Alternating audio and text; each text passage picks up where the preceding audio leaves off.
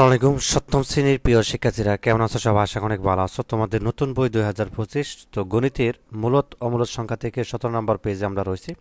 তো এখানে দেখো আমাদের 23 নম্বর যে অঙ্কটা এটি একটা সৃজনশীল আকারের অঙ্ক দেওয়া আছে এবং 24 নম্বর একই, অর্থাৎ এখানে দুইটা সৃজনশীল অঙ্ক দেওয়া আছে, ঠিক আছে। তো এখানে আমাদেরকে বলছে 384 এবং 2187 দুটি সংখ্যা, দুইটা সংখ্যা দেওয়া আছে আর কি, 384 আরেকটা কি 2187। তো ক নাম্বার আমাদেরকে বলছে প্রথম সংখ্যা কোনটা, এই যে 384। তো পূর্ণবর্গ সংখ্যা কিনা তো উৎপাদকের সাহায্যে যাচাই করো। মানে যে 384টা এটা আসলে পূর্ণবর্গ সংখ্যা কিনা এটা আমাদেরকে উৎপাদকের সাহায্যে যাচাই করতে বলছে। এবং তারপরে খ নাম্বার বলছে দ্বিতীয় সংখ্যাটি যদি পূর্ণবর্গ না হয়, এই যে এই সংখ্যাটা 2187, এটা যদি পূর্ণবর্গ সংখ্যা না হয় তবে কোনো ক্ষুদ্রতম সংখ্যা দিয়ে গুণ করলে এটি একটি পূর্ণবর্গ সংখ্যা হবে। তো পূর্ণবর্গ সংখ্যাটি কত এটা বের করতে হবে। আচ্ছা, তারপর গ নাম্বার দ্বিতীয় সংখ্যাটির সাথে কত যোগ করলে এটি একটি পূর্ণবর্গ সংখ্যা হবে। তার মানে আমরা বুঝতে পারলাম এটা আসলে পূর্ণবর্গ সংখ্যা নয়, ঠিক আছে। তো এটার সাথে কত যোগ করলে হচ্ছে একটা পূর্ণবর্গ সংখ্যা হবে সেটা আমাদেরকে করে দেখাতে হবে। তো চলো এটা 23 নম্বর আনসার আমরা প্রথমে দেখি। তো প্রথম সংখ্যাটি পূর্ণবর্গ সংখ্যা কিনা উৎপাদকের সাহায্যে যাচাই করি, যে 384। তো উৎপাদকে আমরা যদি এটা করি 384কে যে উৎপাদক করি, তো দেখো প্রথমে হচ্ছে 2 দেওয়া যায়, 192 দুগুণে হচ্ছে 384 হয়। আবার দেখো 2 দেওয়া যায় এবং 96 দুগুণে হচ্ছে 192 হবে। আবার হচ্ছে তোমাদের সরি 48 দেওয়া যায়, 48 দুগুণে হচ্ছে আবার 96 হবে। আবার হচ্ছে 24 দেওয়া যায়, ঠিক আছে। আবার 12 দেওয়া যায়, আবার 6 দেওয়া যায়, ঠিক আছে। তারপর হচ্ছে 3 দুগুণে 6 হয়। তো সবগুলো হচ্ছে আমরা এখন গুণ করবো, এই যে 2 গুণ 2 গুণ 2 গুণ 2 গুণ 2 গুণ 2 গুণ এরকম হচ্ছে 3 গুণ। তো সবগুলো হচ্ছে আমরা এখন আবার দেখো জোড়া মিলাবো, ঠিক আছে। এই যে 2 গুণ 2 গুণ, এখানে একটা মাঝখানে গুণ, আবার হচ্ছে 2 গুণ 2 গুণ, এখানে একটা গুণ, আবার 2 গুণ 2 গুণ, এখানে গুণ, আবার 2 গুণ 3, ঠিক আছে। তো এখানে দেখো এখানে 2 গুণ 3 বা 6 জোড়াবিহীন, ঠিক আছে, অর্থাৎ 3 দুগুণে 6, এটা হচ্ছে কি জোড়াবিহীন, অর্থাৎ 384 সংখ্যাটি পূর্ণবর্গ সংখ্যা নয়, ঠিক আছে, এটা কিন্তু জোড়া নয়। তো আশা করি বিষয়টি বুঝতে পারছো, এটাই হচ্ছে আমাদের আনসার। মানে যে 2 গুণ 3 এটা হচ্ছে জোড়াবিহীন আর কি। তো অর্থাৎ 384 সংখ্যাটি পূর্ণবর্গ সংখ্যা নয়, এটা হচ্ছে আমরা যাচাই করলাম আর কি, উৎপাদকের সাহায্যে যাচাই করলাম। তারপর খ নাম্বারটা করি, দ্বিতীয় সংখ্যাটি যে 2187, এই সংখ্যাটি যদি পূর্ণবর্গ না হয় তবে কোন ক্ষুদ্রতম সংখ্যা দিয়ে গুণ করলে, মানে এরকম ক্ষুদ্রতম সংখ্যা আছে সেটা দিয়ে গুণ করলে আসলে 2187 হবে। তো একটি একটি পূর্ণবর্গ সংখ্যা হবে। তো পূর্ণবর্গ সংখ্যাটি কত সেটা বের করবো এখন।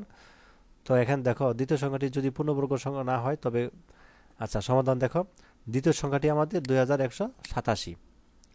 তাহলে দেখো 2187কে যদি আমরা ভাঙি, এখানে হচ্ছে 3 দা যায়, অর্থাৎ 3 729 হবে 2000, অর্থাৎ 3 7 21 আর 29 3 29 হচ্ছে 87, তার মানে 2187 হবে। আচ্ছা তারপরে দেখো 3 243 হবে 729, আবার 3 81 হবে 243, আবার 3 87 হবে 81, আবার 3 3 9, ঠিক আছে। তো এখন আমরা কথা বললাম 3 গুণ 3 গুণ 3 গুণ 3 গুণ 3 গুণ 3 গুণ 3 গুণ, তাই না? একটা জোড়া, দুইটা, তিনটা, একটা বাকি থাকে আর কি। তো এখানে আমরা জোড়া পেয়েছি হচ্ছে একটা, দুইটা, তিনটা জোড়া পেয়েছি, একটা বাকি থাকে। তাহলে এখানে 3 জোড়াবিহীন, তো সুতরাং 2187 সংখ্যাটি পূর্ণবর্গ নয়, ঠিক আছে। অতএব 3 দ্বারা গুণ করলে সংখ্যাটি পূর্ণবর্গ হবে। তখন পূর্ণবর্গ সংখ্যাটি হবে আমাদের কত, 3 গুণ 3 গুণ 3 গুণ 3 বার। আর এই যে 3 আমাদের বাকি থাকে, 3 এর সাথে আমরা আবার 3 দিয়ে গুণ করলে এটা কিন্তু পূর্ণবর্গ সংখ্যা হবে। তো সবগুলো যদি আমরা গুণ করি দেখো 6561 হয়। তো এটাই হচ্ছে আমাদের আনসার আর কি মূলত। তো একেবারে সহজ সংখ্যাগুলা। তো তারপর হচ্ছে আমাদের গণনা বলছে দ্বিতীয় সংখ্যাটির সাথে কত যোগ করলে এটি একটি পূর্ণবর্গ সংখ্যা হবে। এই যে এটা তো একটা সংখ্যা, তাই না? এটার সাথে কত যোগ করলে পূর্ণবর্গ সংখ্যা হবে, তো এটা আমাদেরকে বের করতে হবে। তো দেখো, তো এটাকে যদি আমরা প্রথমে ভাগ করি, দেখো তো প্রথমে আমরা যদি ভাগ করি দেখো, যেমন 4 সেরা 16, তাই না? এখানে 16, এখানে 2 ঘর নিলাম, প্রথম 21, 4 সেরা 16, আর নিচে 21 থেকে তুমি 16 বাদ দাও, তাহলে থাকে হচ্ছে আমাদের 5 আর 87 কেটে নামালাম। তো তারপর দেখো, তারপর হচ্ছে আমাদের এই 4-এর ডাবল হচ্ছে আমাদের 8, এবং এই 6 দিয়ে হচ্ছে আমরা এটাকে যদি আবার করি তাহলে আমাদের, অর্থাৎ এই 6 দিয়ে এই 86কে যদি আমরা গুণ করি তাহলে আমাদের আসে 516। এবার যদি আমরা কেটে নামাই তাহলে 71। তাহলে যেহেতু সংখ্যাটি বর্গমূল নির্ণয়ের সময় 71 ভাগশেষে থাকে, সেহেতু 2187-র সাথে কোনো একটি ক্ষুদ্রতম সংখ্যা যোগ করলে যোগফল পূর্ণবর্গ হবে এবং তখন বর্গমূল হবে এই 46 সাথে 1 যোগ করতে হবে, তার মানে 47। তাহলে এখন 47 গুণ হচ্ছে 47, তার মানে 2209। অতএব যকৃত ক্ষুদ্রতম সংখ্যা এই 2209 মাইনাস হবে কত, 2187, তার মানে 22। তো 22 যোগ করতে হবে, এটা হচ্ছে আমাদের আনসার। আচ্ছা, তারপরে হচ্ছে আমরা 24 নাম্বার দেখব। 24 নাম্বার এখানে একটা সৃজনশীল দেওয়া আছে। তো এই অঙ্কটা দেখার আগে তোমাদের জন্য একটা অ্যানাউন্সমেন্ট, সেটা হচ্ছে যে এসএসপি সার্চ স্কুলের পক্ষ থেকে তো ভিডিওটির কমেন্টে একর সাথে ভিডিওটির ডেসক্রিপশনের লিঙ্কটা দিয়ে দিব। তো লিঙ্কে প্রবেশ করার পর তুমি হচ্ছে ক্লাস 7 এখানে ক্লিক করবা। এখানে ক্লিক করার পর হচ্ছে এখানে একটা তোমাদের জন্য খুবই গুরুত্বপূর্ণ এসএসপি সার্চ স্কুলের পক্ষ থেকে একটা ভিডিও দেওয়া আছে। সেটা হচ্ছে যে কেন আসলে তুমি হচ্ছে এসএসপি সার্চ স্কুলে অ্যাডমিশন বা হচ্ছে কোর্স এনরোল করবা, এই ভিডিওটা দেখলেই বুঝতে পারবা। এবং একর সাথে ক্লাস 7-এর সকল শিক্ষকদের এখানে তালিকা দেখতে পাবা, কে কোন বিষয়ে তোমাদের হচ্ছে ক্লাসগুলো নেবেন, লাইভ ক্লাসগুলো। এবং একর সাথে প্রতি বিষয়ে একাধিক অভিজ্ঞ শিক্ষক রয়েছে এবং তারা কিন্তু বুয়েট এবং ঢাকা ইউনিভার্সিটি হচ্ছে স্টুডেন্ট এবং মেডিকেল কলেজের স্টুডেন্ট। একর সাথে কোর্সের যে সিলেবাসটা রয়েছে এখান থেকে ডাউনলোড করে নিতে পারবা এবং কোন কোন সাবজেক্টগুলো পড়ানো হবে বাম পাশে দেখতে পাচ্ছ। এবং একর সাথে নিচে দিকে চলে আসবে এবং কোর্স সম্পর্কিত প্রশ্নগুলি এখানে দেখতে পাবা। ঠিক আছে, কোর্সটি কীভাবে কিনবে বা কোর্স ফি কীভাবে পরিশোধ করবে, ক্লাস শুরু কবে, ঠিক আছে, বা লাইভ ক্লাস না থাকতে পারলে কী হবে, সব কিছু কিন্তু এখানে দেওয়া আছে, এখানে আরও দেওয়া আছে, এখানে দেখে নেবা। তোমাকে যেটি করতে হবে, ভর্তি হওয়া লেখা আছে, এখানে ক্লিক করবা, দেন হচ্ছে ফোন নাম্বারটা দিবা, ফোন নাম্বারটা দিয়ে ওটিপি দিয়ে এগিয়ে যাবা। 6 সংখ্যার হচ্ছে ওটিপি বসিয়ে তথ্য দিয়ে এখানে হচ্ছে পাসওয়ার্ড, এখানে ভর্তি হবা এবং লগ ইন করে হচ্ছে তোমার পছন্দের যে কোর্সটা নিতে চাও সেটা সেন্ট্রাল করে ফেলবা।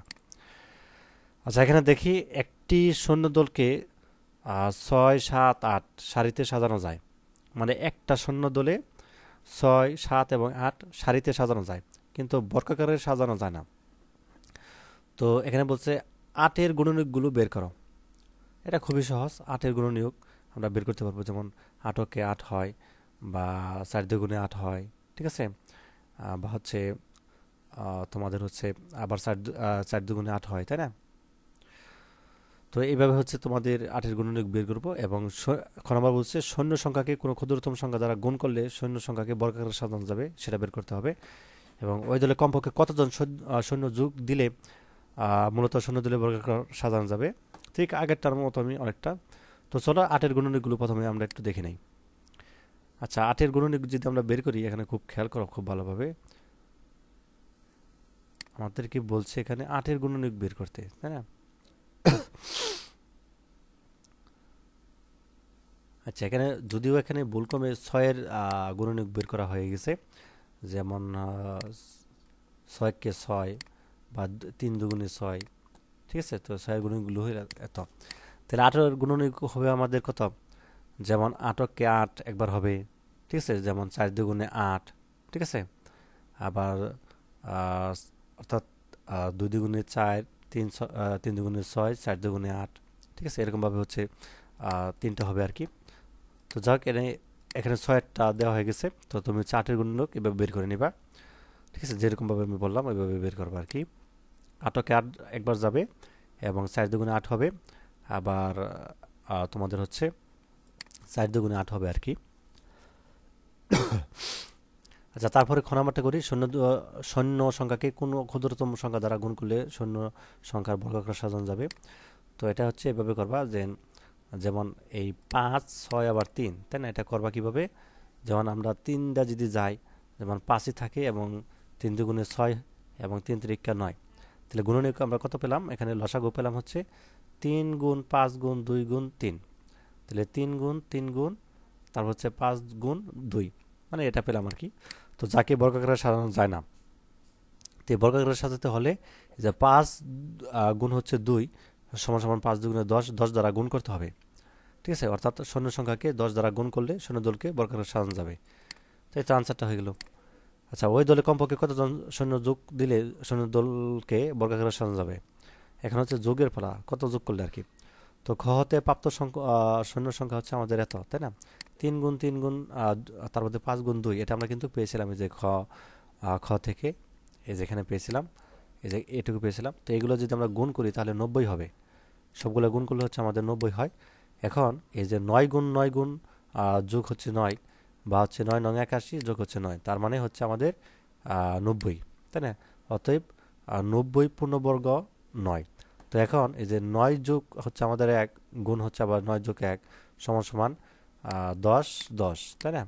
তো 10 10 100, তো পূর্ণবর্গ সংখ্যা হবে। তো সুতরাং শূন্য যোগ করতে হবে তোমাদের 100 থেকে মাইনাস হচ্ছে যে 10, তার মানে 10 জন যোগ করতে হবে। উত্তর 10 জন, ঠিক আছে? আচ্ছা, এই ছিল আজকের ক্লাস। ধন্যবাদ সবাইকে। তোমাদের হচ্ছে এই অধ্যায়টা শেষ মূলত মূল সংখ্যা থেকে 17 নম্বর পেজ।